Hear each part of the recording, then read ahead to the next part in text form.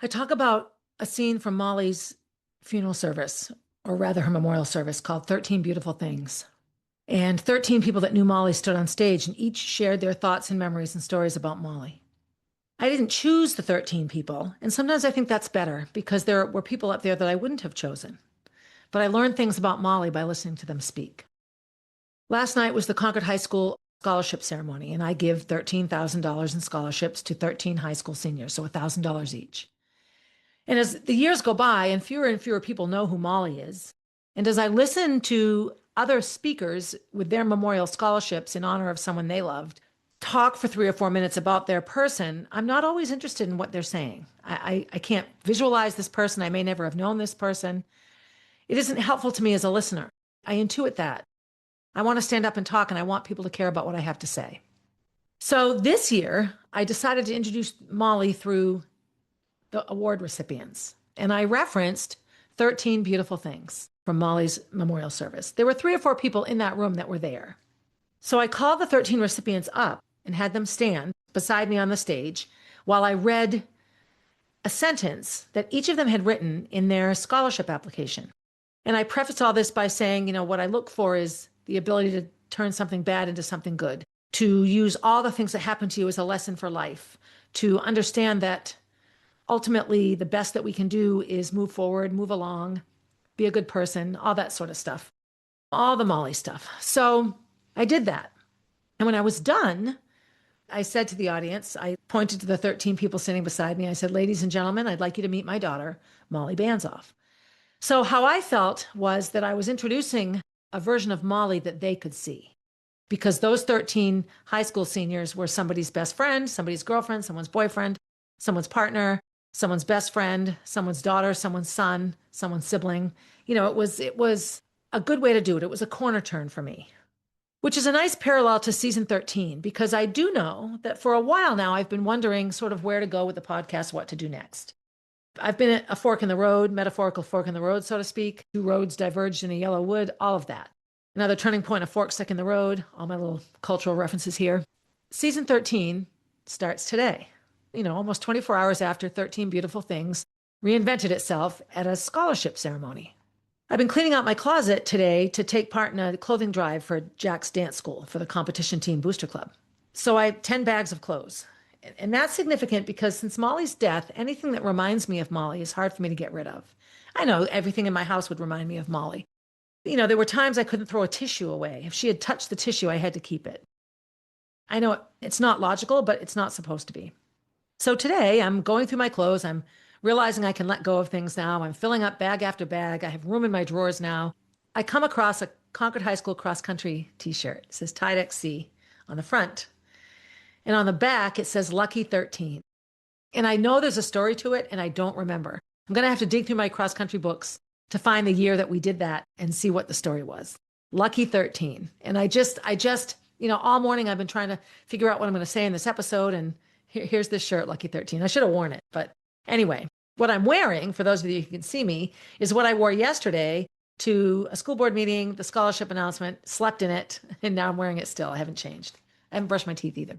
Season 13 is about corner turns for me. It's about a fork in the road. It's about, what do I do next? What have I learned? Where do I go? I could tell stories on this podcast forever. I could share struggles. I could share joys. But I do know that when people listen, at least for me, when I listen, I want something from the story that I can take away. I mean, sometimes I just want to be entertained. Like true crime podcasts don't give me a lot of lessons. It's just a crime story, and I can get sucked right in. But a podcast like mine, where I'm sharing something difficult, likely people listening either want someone that they can relate to, that they feel they understand and understands them, or maybe they want a hint or a life lesson. So I have felt lately, with listenership not great, and my willingness and ability to schedule myself to do a good job with a podcast suffering, a lot of self-examination. So here's what I've come up with. I'm going to wrap things up. And when I say wrap things up, I don't necessarily mean finish. I kind of mean wrap them up, like in sparkly wrapping paper with a big bow. I'm going to go through all that I've talked about. In my blog this week, I list all 12 seasons of the podcast, what each one was about. 13 reasons why, 13 beautiful things. I don't know. How about just 13? The first thing I did was look at my podcast seasons. The second thing I did was look at the website, my website, and look at how my web designer used AI and SEO to sort of organize it to make things easier to find. My podcast and my blog are categorized into 6 sort of categories. So, process and grief is 1, loss of a child is 2, mind, body, spirit of fitness, 3, finding gratitude, 4, self sabotage, 5, stories of things we don't talk about, 6. So, not surprisingly, this is where I'm going to start. So, my first episode of season 13 will be about the fact that I am trained to be quiet when it comes to defending myself or standing up for myself. As talkative and loud as I am, as easy as it is for me to sit here and ramble on and on about myself, as I watch myself on my computer, as easy as it is for me to stand up in front of a room full of people and give a speech. These things are not difficult for me. Talking is not difficult. But when I am in a situation where there's conflict, I clam up. I'm silent. I don't know what to say. I get uncomfortable. I even feel a bit ashamed. When I was sharing this with my therapist, I came back to a school board meeting last fall, and a good friend of mine had been accused of behavior that I knew was completely inaccurately portrayed. And in a non-public session, there were several board members just saying terrible things about this person who we didn't know. What I was hearing was horrifying. I didn't like this person. I wanted this person gone. And then I got the complete story and realized who the person was, and I knew that there was something wrong here. And so I followed all the proper channels, and I asked if I could speak to the board, which I was given permission to do. Looking back, it was a bit of a setup. I didn't have a lot of support. When I began talking, I was immediately lambasted and bombarded by several board members. One in particular, a newer board member, she's just beginning her second term now, went after me for using a policy, a school board policy around ethics, ethical behavior. And she blasted me. You're challenging me on ethical behavior. You're giving me a policy on ethics. She just attacked me with it. And I was. And I felt that her behavior supported her need to read the policy. But I just sat. I said nothing. I sat. And people went around and around and around. It was awful. And nothing was solved. And I felt as ostracized and hated as ever on the board. But I couldn't stand up for myself. I felt shameful. I felt guilty. I felt like it was my job to manage this, that I should have done a better job presenting it. All of this on the parts of several of those board members was simply deflection. They knew that I'd clam up.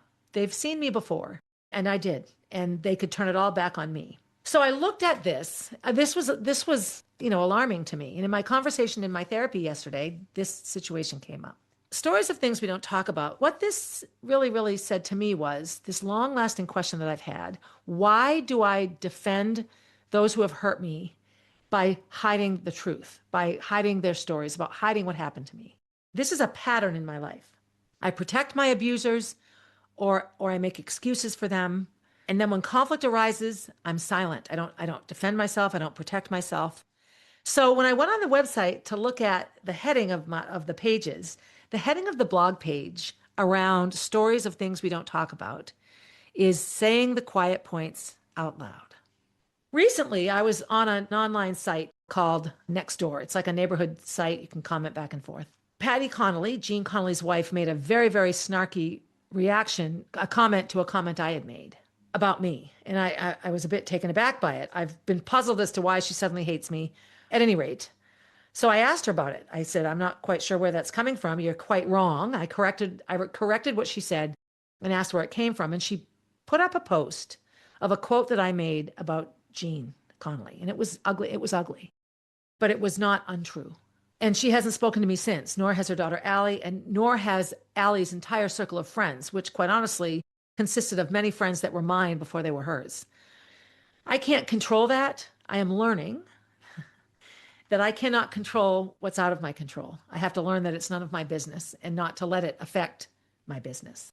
But it explained a lot to me. And so rather than apologize, I simply said, I realize this must be hard to read, but nothing in my post is untrue. Right after I lost my job, she came to me and said, did Gene do anything wrong? Did he do something bad? She was so terrified that he had done something wrong. What did I do? Oh, no. He was fine. Like I lied. I basically said, no, he didn't do anything wrong. He was terrible to me. This isn't the episode that I'm going to share all that. I'm sort of laying out how it's been for me. But that's an example of me. I never defended myself during the whole time I was forced to resign, set up and forced to resign. I didn't defend myself with my attorney. Never. I just allowed myself to be led down a road I knew I didn't want to go on. I just didn't fight. That will be a tough episode to share and a tough episode for me to deal with.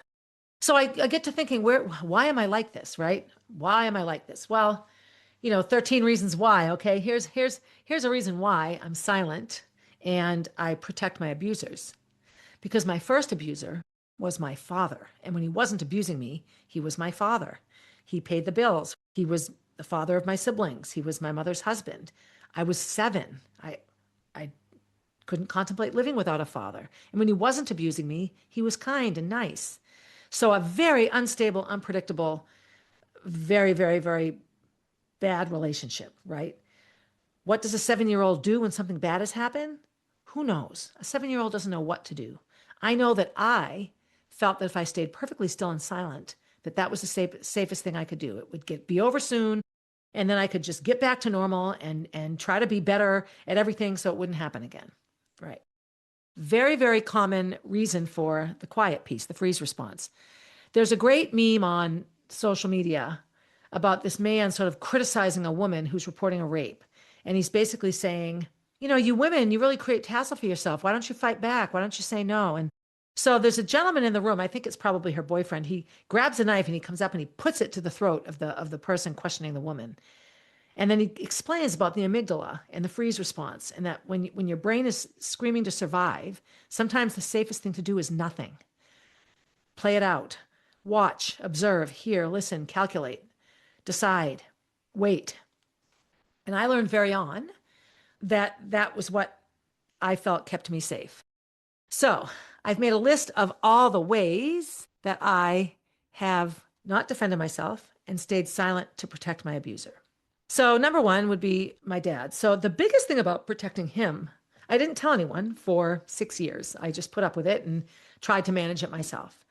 I didn't tell anyone until I could see that it was intensifying, and that if I didn't say something, it was going to take a very big step from primarily molestation, inappropriate touching and stuff, to much more violent, graphic, like penetration and such. And I wasn't ready. I didn't want that to happen. That scared me enough to say something.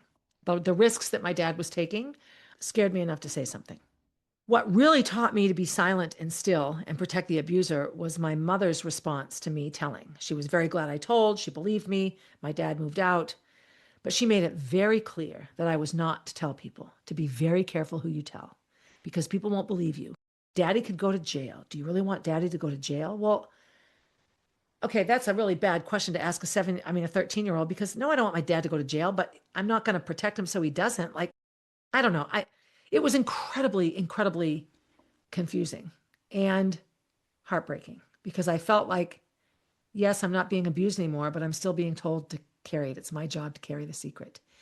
And I was ridiculed, and not ridiculed.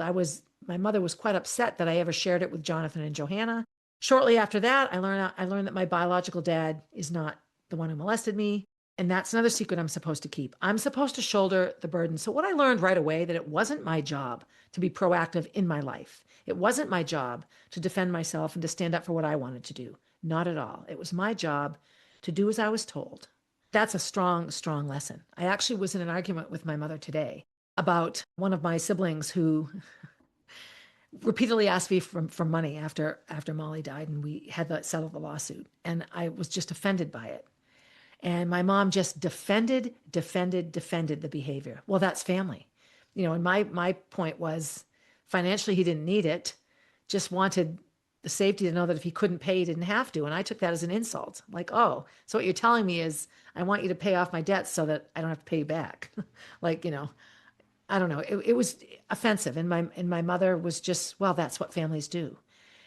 Of course she would say that, because families protect the child molester. They don't protect the victim. They protect the child molester. My mother's idea of my role as Norm's daughter was to keep his secret so that he didn't get in trouble. The victim shall keep the secret so the perpetrator doesn't get in trouble. That's the main one. And that, I was little, from age 7 to age 13. And then from 13 to, 24, I think, was when I finally told my dad that He wasn't my biological dad. And that isn't even something I should have had to say. That was my mother's burden to carry. And she didn't. She wouldn't do it. She made me do it, which I did. So let's look at the reality in life that that sets up for me. So my first real true love and the first person I lost my virginity to was a 33-year-old biology teacher. That whole relationship was quiet, and it was absolutely my job to be quiet because he could go to jail for what he's doing. Talk about recreating reality. It's not until I say it out loud that I really understand how much of my life was recreating my abusive childhood. Familiar. It's familiar. There were enough good parts in my childhood to make me able to explain away the bad or to justify the bad or minimize the bad. And you see that a lot in domestic violence. Why do you stay? Well, when he's not being mean, he's wonderful. Like that's so often the case. Little kids me, I loved my dad. I wanted him to be my good dad all the time. That's that weird balance. When I finally did tell the truth about Bruce, of course, he never spoke to me again. He denied it. And the woman that pressured me into being honest about it was Chris Rath, who forgot all I did for her a handful of years later when she forced me to resign. 13 years later. Oh, 13. There it is. Wow. Okay. My job loss, not fighting myself, not standing up for myself at all. With Gene, with Chris Rath, there were so many examples of me not standing up for myself. When I sat in a meeting with Gene Connolly and he brought up, oh, Chris Rath says you're having an affair with that man. Okay, it's not the job of a high school principal to talk to an employee that way. My personal life is none of his business. And he made me feel, and he said, we don't want you to coach. We want you to take a season off. Don't come back too fast. We care about you. And I just said, okay. No, what I should have said is, no, coaching, I love coaching. I'm not quitting coaching. No way, I'm not doing it. Are you making me? Are you firing me? I should have stood up for myself, which I did not. It's an example there.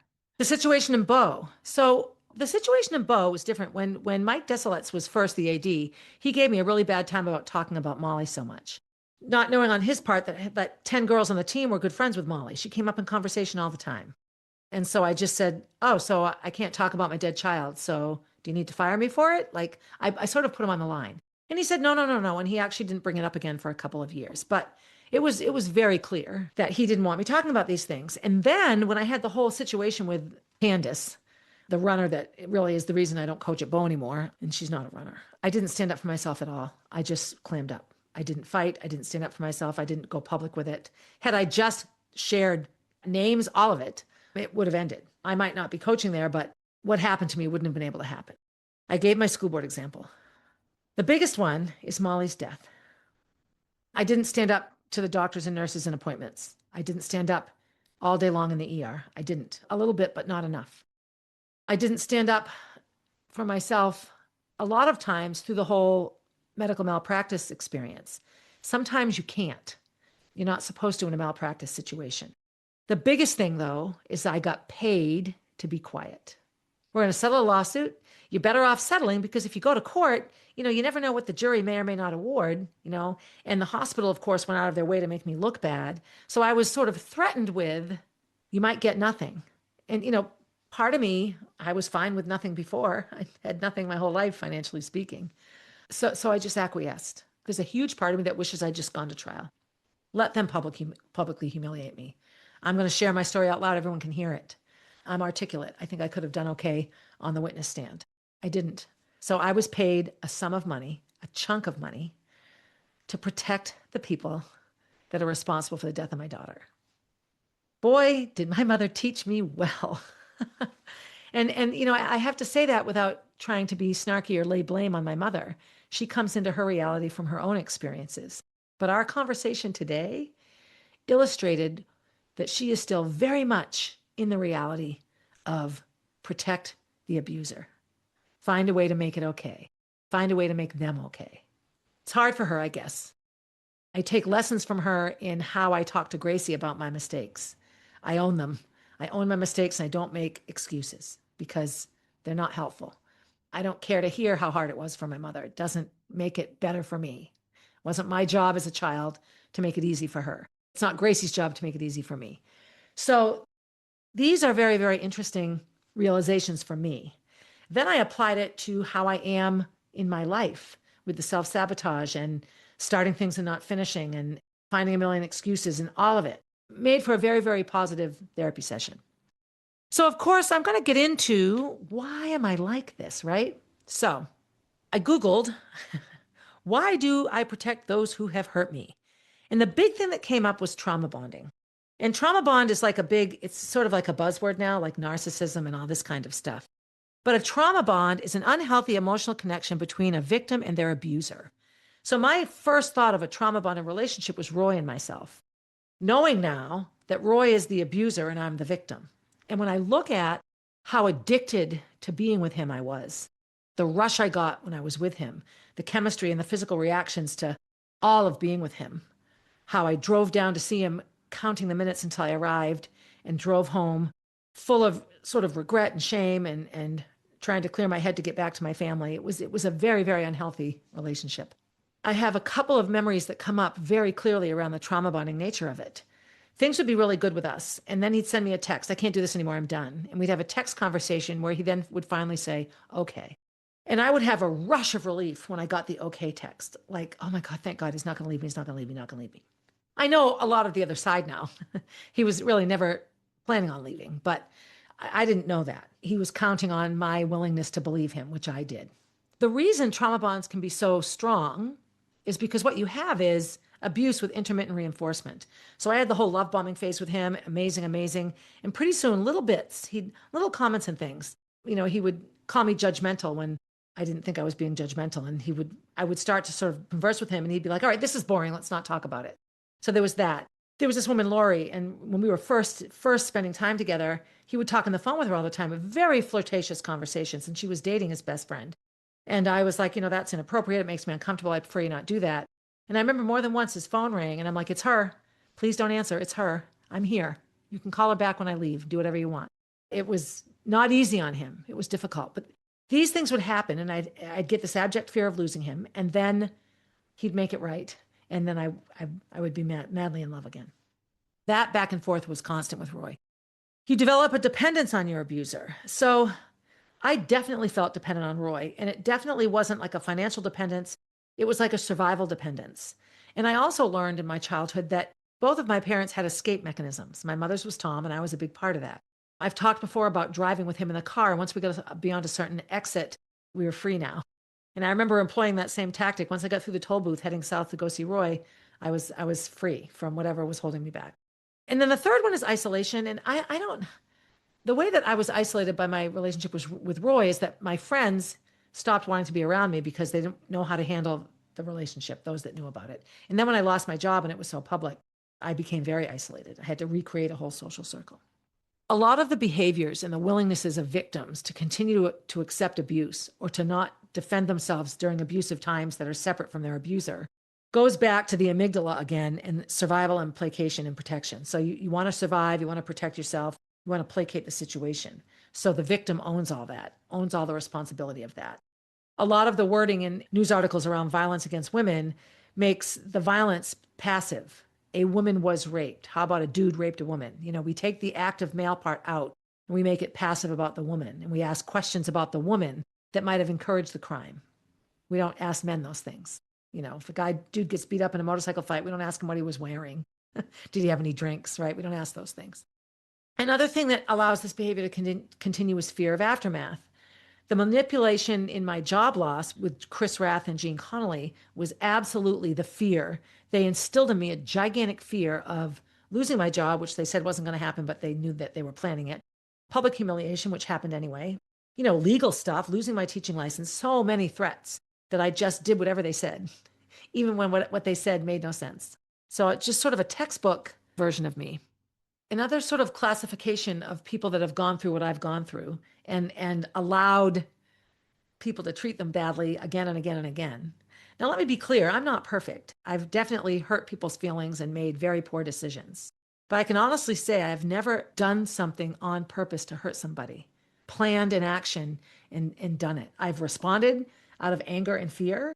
I've made accusations. I've certainly, not been kind, but I've never gotten up and planned an action and followed through on it, ever. And I look at people like Gene Connolly and Chris Rath and Roy Frizzell and Robin Grant, Stephanie Alicea, all these people in my life, first and last names, not afraid about that now. And I'm so willing to be, oh no, I better protect them. They might hurt me. It's an interesting response. So the freeze response is, fight, flight, fawn, freeze. The freeze response is when you remain quiet. When I look at why I sit in a paralyzed state in a bad situation, I think of sitting at the table during my job loss, sitting at a school board table, just all of the places where I have not defended myself. I think to me, choosing during the abuse to stay perfectly still and make believe I was asleep, it was the only way I could manage it. I knew if I got through it, I'd be fine. And then me keeping both of my father's secrets. Father A molested me. Father B is actually my biological father. And I walked around owning those two things while both of those men got accolades. And, my dad was a very devout Baha'i. Everyone loved him, gushed on and on about him. And I'm just like, why is it my job to know the truth about him? If they love him so much, let them know the truth. And then they can decide for themselves how far to forgive. It just always infuriated me that my silence allowed people to think things about him that they may not think otherwise. The brain piece of this is fascinating. The amygdala, you have the prefrontal cortex, you have all these different aspects of your brain, the survival mechanism, the thought process, the reaction, the emotions, the analytical. They all work together, to maintain homeostasis and survival. In a freeze response, when you can't speak and you're still and frustrated and feeling guilty and shameful and panicked and overstimulated, your brain goes offline, you shut down a bit, and you lose the ability to communicate. I'm to the point now where, how do I rectify this? How do I fix this? So right now, starting season 13, it's to talk about it. Right now, this episode is primarily focused on what got me this way in the first place, which was spending the first 6 years of my life sort of a happy-go-lucky little girl who actually had a couple of very unfortunate instances with my older brother that in this day and age would be classified as sexual abuse. I was a little girl. I didn't know any different. I didn't like what happened to me, but I didn't feel super threatened and scared. Well, no, I was petrified. It scared me. I peed my bed once. So I have that in my first 5 years of life. And then I have my father doing the same thing to me. And then I'm like, oh, maybe this is what happens. I do know that everyone involved in these situations made it very clear that I was complicit. My brother would say, well, if you tell, we'll both get in trouble because you're doing it too. Okay. And then, of course, my dad didn't want my mom to know because that would be a bad thing.